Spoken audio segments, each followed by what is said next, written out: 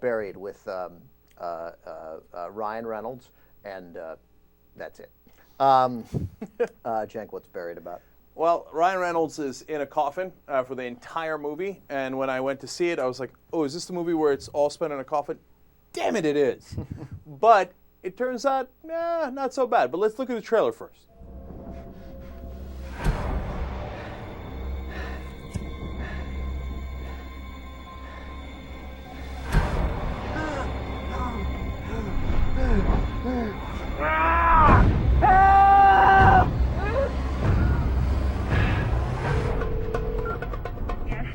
Buried in a coffin in the ground. You have to help me. You have to help me. I can't breathe. How did you end up in the coffin, sir? My convoy was ambushed. I got hit in the head. I blacked out, and that's the last thing I remember. I'm held for ransom. I need $5 million, or I'll be left to die here. Okay, Mr. Conroy. Wait, hold on. Wait. I need to know my name. What's going on right now? Where is money? I need more time. I'm begging you. Let me out of here. I promise you I will get you the money. No.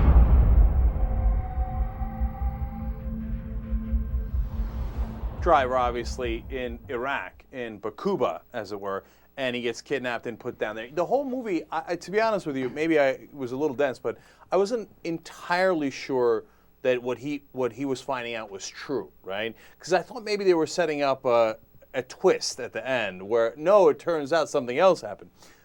Am I giving it away? Like his girlfriend put it, like chloroformed him, and the girlfriend put him in the box. Whatever had happened, there was some company plot, et cetera, et cetera. And so I was like, oh no, an hour and a half, he's in a box, but et cetera. And then I didn't, it set it up like a mystery, but then it wasn't really a mystery. So you might think like I didn't like it that much. Wrong. Okay, I liked it a lot actually by then. One, there was significant suspense, right? What's happening? And then I thought they did a good... Wrong again, Cenk. Yeah, back in the sense he didn't like it. Okay, so, but what I liked most of all was the sense of time running out, right? And I think that they use it as an allegory. I wish they would have actually done that more or brought that point home better, right? But I thought they did a pretty good job with it. Time's running out, especially, I don't want to give away too much, but at one point something happens to the coffin. Obviously, you know that he's stuck in a coffin and he's buried underground, and obviously there's a limit to how long you can live like that. Right, and as time is running out, I kept thinking throughout the movie, oh my, all of our time is of course running out, and did we do the right things? And then the idea of how the big corporations and the government doesn't care about you, and they're crushing you. Okay, good. I brought that up because that's where the movie sucked most, and there's a lot of areas where it sucked. Wow, all right, you're going strong. I like it. Christy, can you say sucked? Can the Associated Press say the word sucked? Sucked.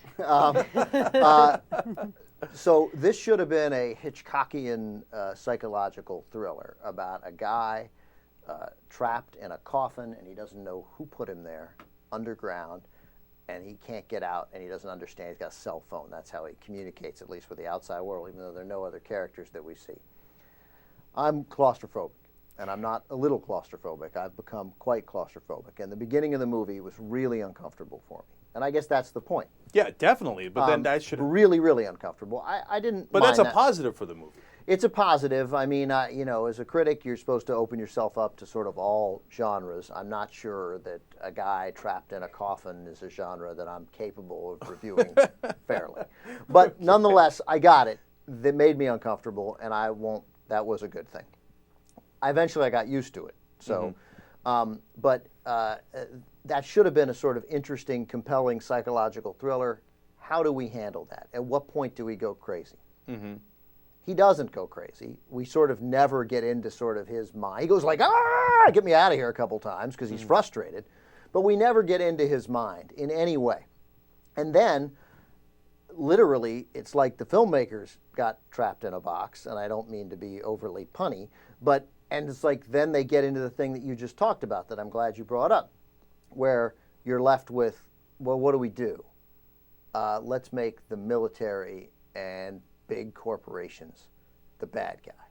And that's what this movie will be about. I didn't get that sense. I got the sense that was their intention throughout, that we're all in some way stuck in this box of our life, right? And that we're outside. By the way, can you lower my score now? Okay, no, look, but that's outside the scope of our power, and that there are these forces that we can't even see that are above us that control these things.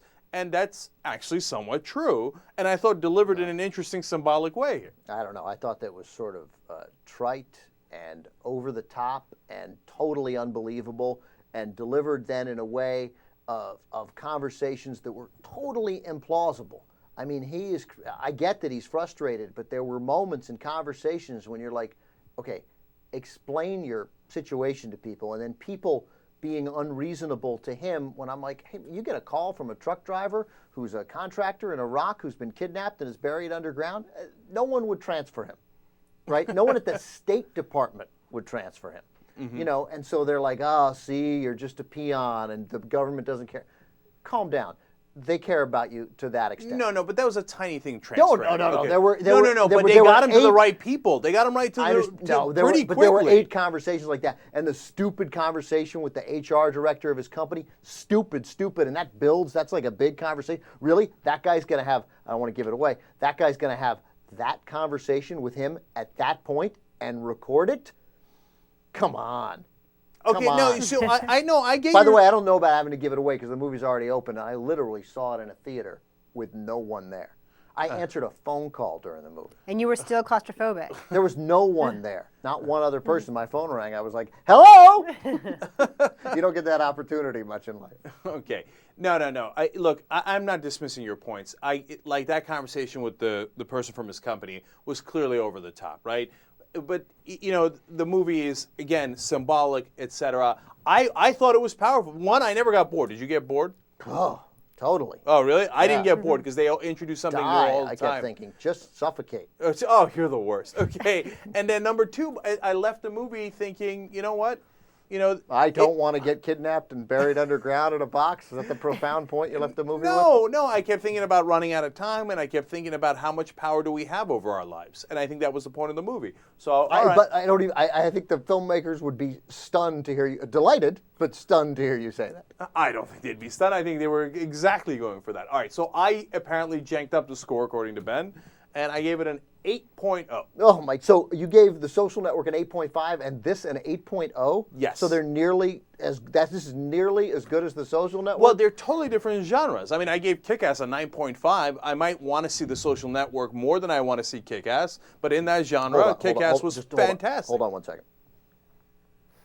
What am I going to do with this? Hello, Matt? Yeah. Listen, you make sure you're here next week. All right, great, thanks. I'll see you then.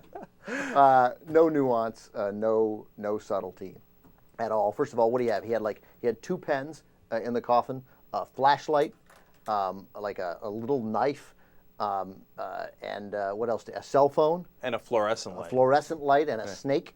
Okay. Like MacGyver would have been out of there in 8 minutes and built an airplane and flown home. No, but that's what's realistic. He's not MacGyver. He doesn't know how to turn that into and he's 3 or 6 feet underground. How the hell is he going to get out? The only thing unrealistic was that the kidnappers who were trying to communicate with him through the cell phone, that's why it's in there, because they want to get the ransom. They're not going to put a knife in the coffin. Then I can put a knife in the coffin. Okay. And apparently doesn't matter how far underground you are in Iraq, you get a great signal. 2.8, and I'm being generous. So what's our average? That puts the average, it couldn't be more, I was going to say it couldn't be more in the middle, but of course, it's exactly in the middle. There being 2 of us. 5.4, there's no way this movie's better than average. There's simply no way. All right, well, now you know. All right, so next week on the show, Christy, what did we decide on? Secretariat and Stone. Stone, I was about to say down. Secretariat, starring Diane Lane and a horse. Seabiscuit, and Stoned with Stone. With Robert De Niro and Edward Norton. Edward Norton. Come on, and there's a prison. It's going to be awesome. All right, I can already jank up the score for you. 9 and a 9.5. You don't even need to tune in. All right, thanks for watching, everybody. See you next week.